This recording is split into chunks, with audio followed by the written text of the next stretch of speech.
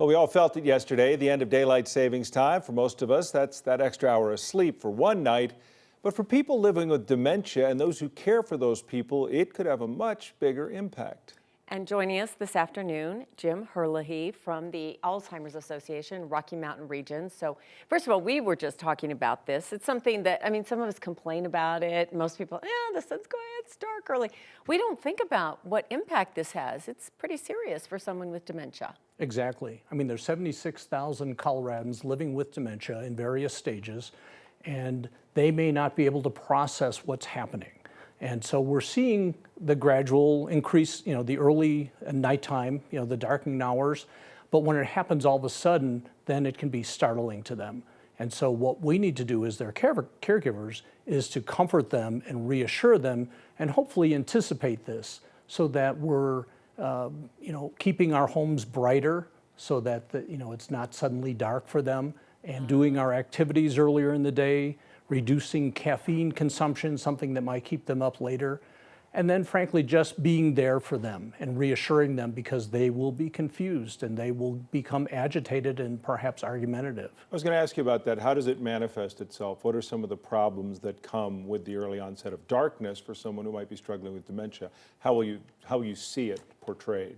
It can be agitation, it can be pacing, it can be vocalizing, it can be any number of things that are not characteristic of that individual. And that's a wide variety. Everyone's different. Every person and every caregiver is different. So you talked about some of the ways to try to mollify that transition. It's going to be different in every household.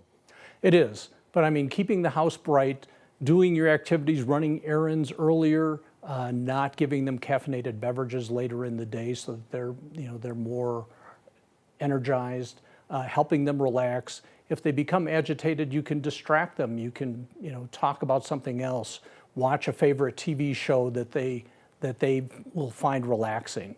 A routine a little bit. You pointed out, we think about this.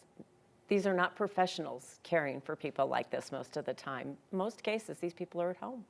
Roughly 80% of all people with dementia are being cared for at home. And so there's 160,000 Coloradans who are doing this, not getting paid for it, and they're averaging 30 hours a week themselves. So this is a second job for many of them, or a third job.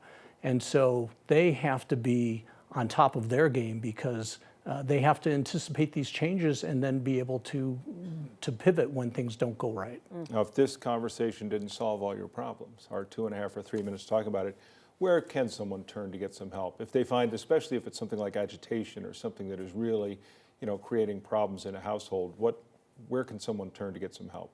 Well, two places. One is the family physician. If they find that the person cannot be mollified, there may be a need for medications, which can have side effects for a person who's already perhaps not well balanced. And then call our free helpline at the Alzheimer's Association, 800-272-3900.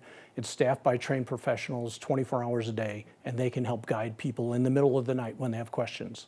You guys do such great work. Thank you for shining a light on something I don't think we thought about. It's important that people, if you're not a direct caregiver, that you think about it, because we always think of the burden on caregivers, that they too, we need to be thinking of them in ways we can help, even if it's not a direct thing. You may be only one step away from someone who could use a hand right around now. Exactly. All right, Jim, it's great to see you again. Thank you. Thank you.